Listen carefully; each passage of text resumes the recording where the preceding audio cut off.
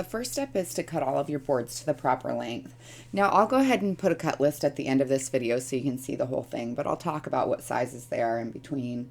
Then you want to go ahead and do all your sanding down. Make sure you focus on the edges and any irregularities. Now that I'm all done sanding, I've got my wood all prepped. I've got it sorted according to size.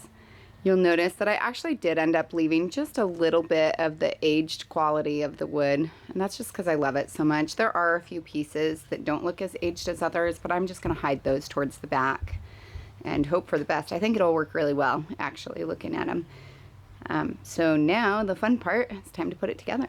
The first thing I did was connected my 2x6 front legs to my 2x4 side braces. And that made it a little bit easier to attach that back, which is a 2x10. I recommend using a 2x4 for spacing underneath. I really like using these wider pieces. They just worked really well for this project. I used 3-inch screws for holding this together, as well as clamps. When you're putting on the top brace, you have to make sure that you mark where you want to put it on the back so it's nice and straight. You'll want to switch to 2.5-inch screws when you're doing the flat side of a 2x board to the flat side of a 2x board. Otherwise, the 3 inches will go through just a little bit. These 4 front and back bracers are really what holds it together and makes it so that now you have a sturdy stand that you can work on. I found whenever I'm working with reclaimed wood that it's really important to have nice clamps around. I was trying to work with some lighter weight clamps earlier, but these heavier duty ones work much better. You may have to notch a couple of the boards for putting them in on that bottom shelf. And then what I chose to do was use the finishing screws, which have a slightly smaller head, so that it wouldn't get in the way when I went to slide things on. They sit in a little bit better. I also chose multiple different colors and widths of the boards just to make it so that it was a little bit cuter.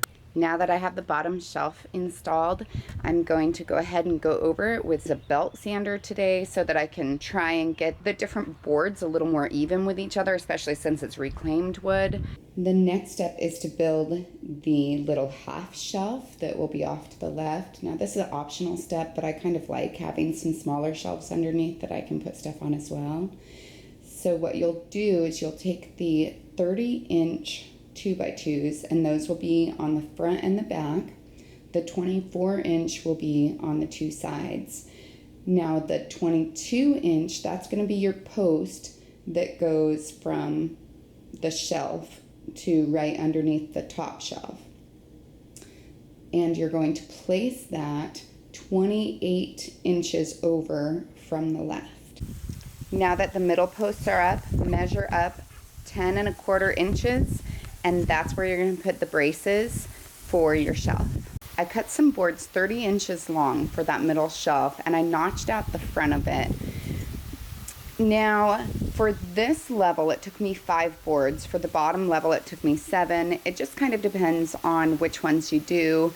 I do still have a little bit of a gap, but I don't want to put just a sliver of a board in there. So what I'm going to do is just spread that gap evenly between all of the pieces.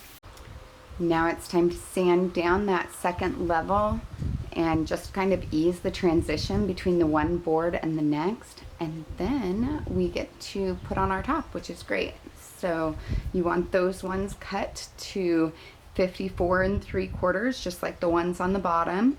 And these ones, thankfully, you don't have to notch.